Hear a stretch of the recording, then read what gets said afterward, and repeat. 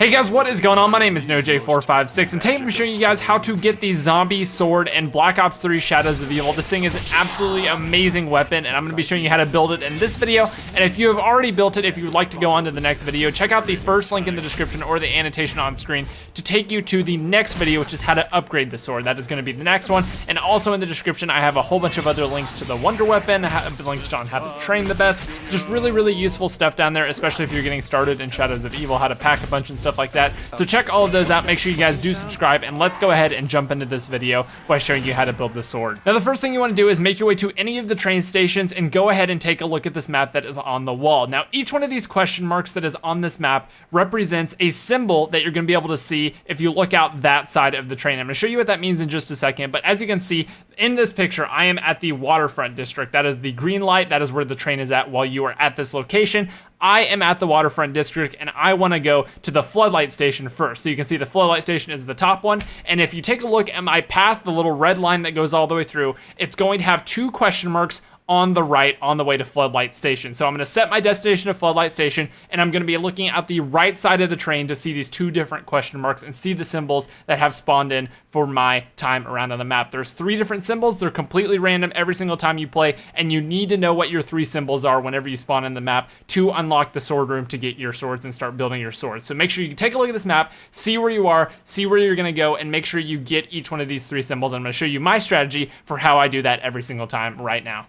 So this is what I did for that map right there. I go ahead, I hop on the train, and make sure it says Floodlight Station, and I activate the train, and then I look out the right side. Now, if I pause it right here, as you can see, there is a symbol through the window right in there. You don't have to do anything special. You just have to look out of one of the two big windows that is on your side of the train. And as you can see here, what I do is I actually pause my game right when I see that symbol, and I draw that symbol down on just a little piece of paper that I have next to me. And then as soon as I have that drawn down, I have it exactly how it is. Make sure you do it exactly how it is, because they all are very similar. You just need to make sure you have all the lines right, all the triangles right. I'm going to unpause the game and keep riding all the way around until I find the next one, which is a little bit farther on. And as you can see, there it is right there. And then I'm going to go ahead and unpause my recording. This is what I do. I just pause it, I draw it down, it's very easy to see through the pause screen, and then I just go ahead and keep on writing. Now if you are playing with multiple players, it's kind of best if you just have everyone get on and hopefully someone sees it, but again, this is a solo tutorial. You guys can work that out. That is all you need to do. So now what I'm going to do is I'm going to take a look at the map again. I'm going to see where I am right now. I'm in the Floodlight District, and I want to go ahead and go over to the canals, because the canals is the only one that I don't have. You will have to ride the train two different times every single time, so I'm not going to show you guys the gameplay because it's very self-explanatory, but all you have to do is take that train from the floodlight station to the canals, and then just look out at the right, and I will see the last symbol that I don't need. A very simple pattern is just start at the waterfront,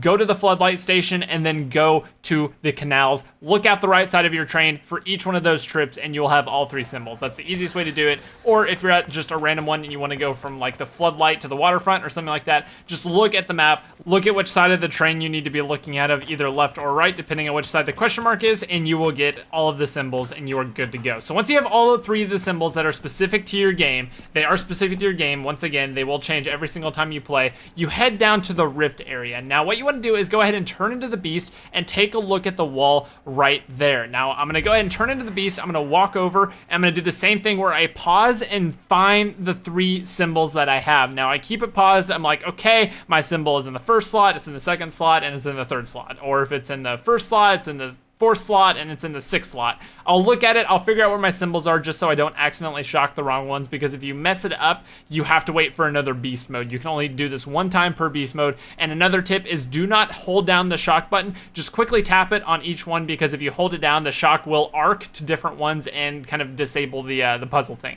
But as you can see, I have it paused, I'm looking at the symbols on the wall, I know which ones I want to do, and I go ahead and get started. I shock the correct order for the ones that are in my game, and then as you can see, it's going to open up and reveal a bunch of swords here with Apothicon eggs. Now each one of the characters has a specific sword. It doesn't really matter which one you pick up, because it will do it automatically. Go up there, grab an egg, and we are done. Let's go ahead and move on to the next step. Now once you have your egg, you're going to make your way to any of the tentacle statues. It does not matter which one, it can be done in any order, but you're going to go ahead and place it on the tentacle statue. Now this can hold 4 eggs. You can do it all at once. It has 4 slots for 4 eggs, so you can all be charging this in the same place if you want to do it with multiple people all at once. But as you can see, once your egg is placed, you are good to go. You're good to start killing zombies because each and every kill will charge your egg. And as you can see, my zombie will just slowly kill himself on Widow's Wine right here. And as you can see, he will charge the egg one little notch. Now, you're gonna have to kill, I'd say around 20 or so zombies. I don't know what the exact number is, but you're gonna have to kill around 20 or so zombies before the egg is going to light up bright blue, and that's how you know you have completed that statue and you need to take it onto the next one. There are 4 of these scattered around the map. The first one is in the rift, obviously the one that I'm showing you now. The second one is in the canals. The third one is in the waterfront district, and the last one is in the floodlight district. I'm gonna assume you know where all of them are because they're very easy to spot when you're in beast mode. You're gonna have to whip them open, obviously, and then go ahead and place your egg. Charge on each and every one, and that is the last step. It seems like it should be a lot longer, but that's where kind of the upgrading the sword steps come in. That's where it gets a little bit more difficult, a little bit more of a challenge. However, this can be pretty challenging to not go down in some of these very tiny areas when you just have to run a whole bunch of zombies into like a cramped corridor and kill them all in front of this egg. But that is about it. Once you have charged the egg completely, it will be a full glowing color, and once you have this full glowing color, you can go ahead and take it back down to the rift, place it back into the sword, and then grab the sword off the wall. Now I'm going to show you guys some of the sword gameplay. The sword gameplay is pretty darn cool because it has 2 different attacks. The first of which is kind of just a mega swing. You're going to rip through zombies, swing back and forth, just kill a ton of zombies over and over. And once you have killed all the zombies, you can go ahead and put your sword away. You can keep it out. It doesn't really matter. That is your primary attack, the sword swinging. Now the secondary attack, which is L2, is a sword slam into the ground, which is going to electrocute all the zombies around you. And if you have one of the big Margwas next to you,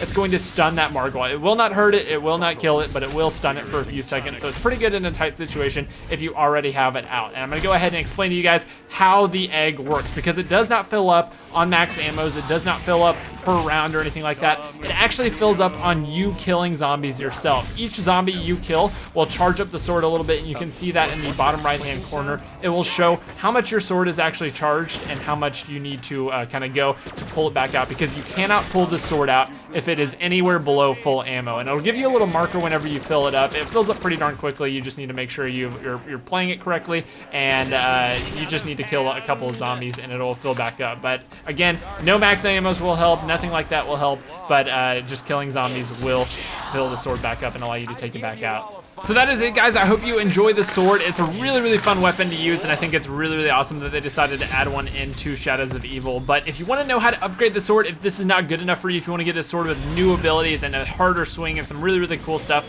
make sure you check out the link that is on the channel right now, or the first link in the description down below, on how to upgrade the sword. It's super easy to do once you know how to do, but I will walk you through it and make sure that you have it all the way down. But anyway, guys, that is going to about wrap it up for me. I will see all of you guys in the next video. I really hope you did enjoy. If you did, make sure you leave a like, subscribe, and I will see you all in another zombies tutorial very soon, my friends. Adios.